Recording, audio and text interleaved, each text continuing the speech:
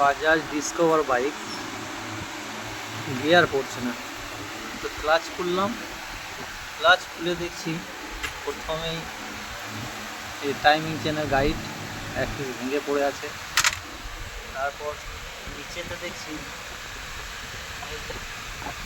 পেনিয়ামগুলো সব ভেঙে গিয়েছে, অয়েল পাম্পের পেনিয়াম ভেঙে পুরো জাম হয়ে গেছে, তার জন্য গিয়ারটা পড়ছে না।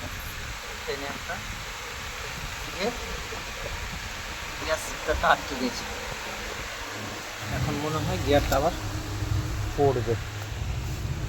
দেখি গিয়ারটা ফেলে, হ্যাঁ এই যে গিয়ার শিফটার এবার গিয়ার পড়ছে,